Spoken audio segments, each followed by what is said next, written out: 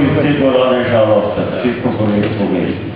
Nekako smo se šli, predsedstvo ni našlo pravilnega odziva na ta dogodek, ampak pustimo to zadevo, mislim, da bo čas naredil svoje. Poglejte, 30 let ni majhna doba. Poklicni vozniki, ki jih država nujno potrebuje in seveda rabi tudi avtomehanike, je velik prispevek v lokalni skupnosti. Vedno, kadarkoli se obrnemo, je naša dolžnost, glavna naloga, da pomagamo v lokalni skupnosti, ter se živimo in delamo. Seveda, ni samo to. Poglejte, bil sem funkcionar zveze od leta 1956 pa do leta 2006. To se pravi, to je izredno dolgo in takega trenutka, ko se z Bogom med Zrečani živi in med zvezo še nisem videl. Po statutem veljavnem lahko trdim in mislim, da imam popolnoma prav, je osnovna organizacija tista, ki ustanavlja zvezo. Ne more zveza ustanavljati društvo. Društvo ustanavlja člani, pripadniki organizacije in tako se dela. No, seveda, res je to, kar je predsednik omenil, bil sem na vašem prvem občnem zboru, lahko rečem na ustanovnem občnem zboru, kjer ste ustanovili to društvo. Jaz sem ponosen, da sem bil prisoten in zaradi tega vam danes iz vsega srca čestitam. Ne čestitam samo pri ustanovitvi, ampak tudi pri doseženih rezultatih. Izredno dobro in kvalitetno ste opravili svoje poslanstvo. Poslanstvo ne samo v lokalni skupnosti, poznajo vas tudi izven naših meja. Ker sem pač bil funkcionar zveze toliko in toliko časa, delno kot profesionalc, delno kot volonter, bi rad omenil še nekatere stvari. Sprejema na zvezi se nov statut. Žal moram omeniti, da ta statut ne prinaša tistega, kar članstvo želi. Če se zveza ne bo osredotočila na članstvo, na njegove težave, na njegove probleme, potem se iz tabo piše. Prvikrat v zgodovini se je zgodil, da je dal predsednik odpoved zaradi nesporazuma s sekretarjem. Tako ne more biti. Mi se moramo zavedati, da je sekretar plačana oseba, da pa vsi ostali, ki popravljajo nalogo, so pa volonterji. In te ljudi moramo bolj skupaj tistega, ki je plačan.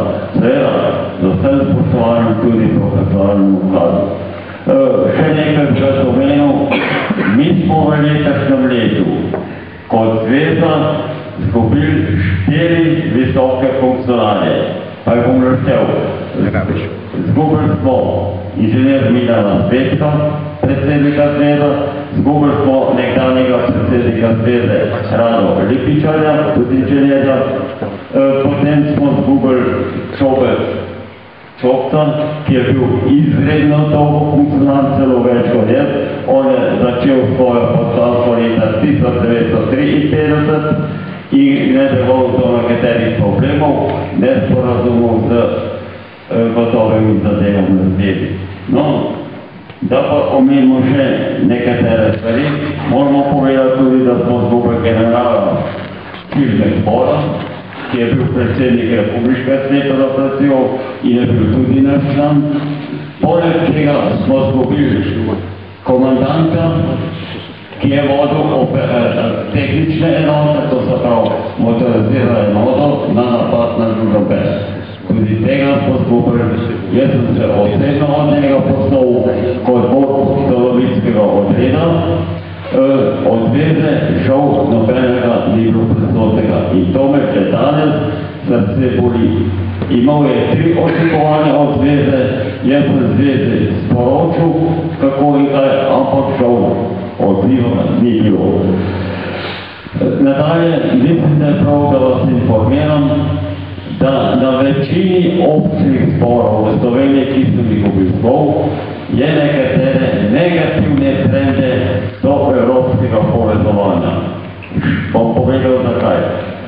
Zaradi tega, ker to povezovanje ki smo ga upeljali pred 20 leti, ni rodilo sadov in ne prinaša popolnoma nobenih koristi poklicnemu vozniku. Je pa strošek steze. Nadalje, svetovno združenje. Poveljnik uniformiranega članov je bil prisoten v Žalcu, ko sem rekel, če je to samo sodelovanje, da naši funkcionarji hodijo na izlete, potem je boljše, da tako sodelovanja nimamo. Pač taka je zadeva v tej kriznem situaciji, ko je na zvezi. Moramo povedati, ko smo za Ikertom, nekdanjim sekretarjem Imano, dali smo predajo, je bilo 27,000 članov. Danes jih imamo po evidenci 7,000 članov. In od 7,000 članov ne moramo pričakovati bistvene rezultate za zvezo, zaradi tega tudi finančna kriza. No, da ne bi bil od teh zadev predolgo, od teh zadevah boste razpravljali vi, bo razpravljala naša republiška zveza in upam, da se bojo naredili koreniti spremembe in tudi drugačna kadrovska razredba, ki je nujno potrebna. Nadalje bi pa rad vas pozdravil v imenu Sveta za ofenzivo mestne občine Ljubljana. Imamo približno enake aktivnosti, kot jih imate vi. Vršimo prve šolske dneve, varovanih otrok, vršimo razne kolesarske kroge po Ljubljani, imamo razna druga tekmovanja, seveda imamo pa še eno specifiko, o kateri je prav, da se znano vas tudi. Imamo evropski program VAMOŠ. To je celoletno varovanje prvošolčkov na prihodu v šolo in izhodu v šolo. Združenje je sprejelo dve naloge, in sicer dve šoli, Šmartno pod Šmartnogorom in mestno šolo Trnovo. To pa pojavljajo problemi, vedno manjka kakšen kader, imamo približno 50 prostovoljcev, kar pa ne zadostuje za vse aktivnosti. Mislim, da ta program je zelo aktiven. Jaz bi tudi bolj toplo priporočil, da skušajte uveljaviti svoj status društva, da ga uveljavite preko Ministrstva za promet in zveze v društvo v javnem interesu. Potem bo tudi bistveno lažje na vse razpise, na vse aktivnosti uveljavlja tudi gotovo finančna sredstva. No, da ne bi bil predolg, bi omenil samo še to. Poglejte, zgodovina, ki je združenje ali zvezo ustvarjala, so jo ustvarjale generacije. Ne moramo vedno reči, da je pa ta generacija najboljša. So bile nihanja upa, so bile tudi padci in so bili vzponi. Žal pa je tudi to, da imamo danes samo dva profesionalca, ki še pridejo na občne zbore. To je nekdanji sekretar Igret in jaz. Kljub visoki starosti se imam 83 let, ampak veseljem in ponosom pridem v vašo sredino in za zaključku bi rekel takole.